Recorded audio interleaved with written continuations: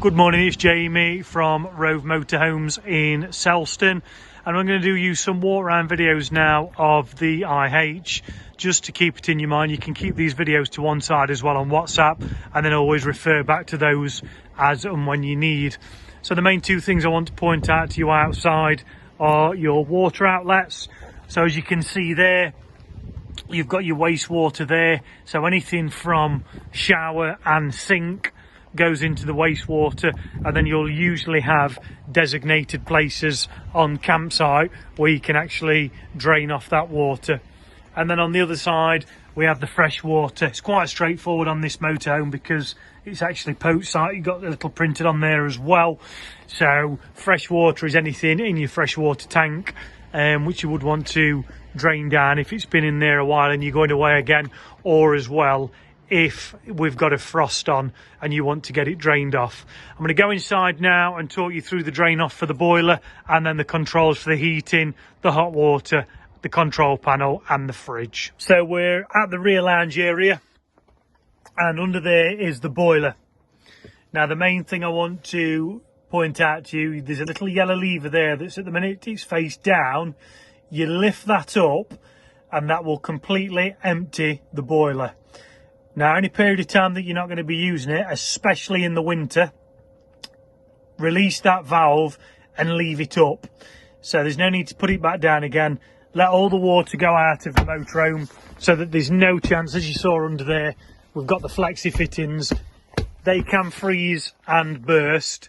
Last thing I want to do is that to happen to you. So lift the lever up, leave it up until you go to use it again.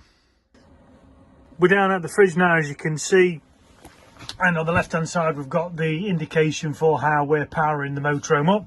So at this minute in time, because we're hooked up, I've put it on hook up. If you're travelling to destination, you can put it onto vehicle battery, and if you want it on gas, you could probably hear that clicking, and that's basically just engaging into gas, and then the fridge will run on gas. And then the right hand side is the temperature gauge, so how cool you actually want the fridge. And you also get a little freezer compartment as well, which does get very cool as well for you. So we're at the back of the motorhome now with the heating and hot water controls. So as you will see, the top one has got squiggly lines and the flame, and the bottom one has got flame and numbers. So how I always try and explain this is you up here for your 14, your 60, your summer settings, down there at winter. So anything with a number on means you're heating water. So up there would mean you're heating water only on 40 or 60. At the minute in time, for handover purposes, we've got the water and the central heating on. If you just wanted the heating on its own, you'd put it to that one and have the flame on. And then the top one is how you're actually powering the heating and hot water. So at the minute we're on gas, so squiggly lines 1 and 2 are electric. We're on campsite, and then if it was really cold outside, you could use both fuel sources and have it on gas and electric. We'll run through this again when you're here, so we know exactly what you're doing, and then you can always refer back to this video as well. The main control panel in the IH is just above and back a little bit from the driver's seat. You can see the temperature in the van itself.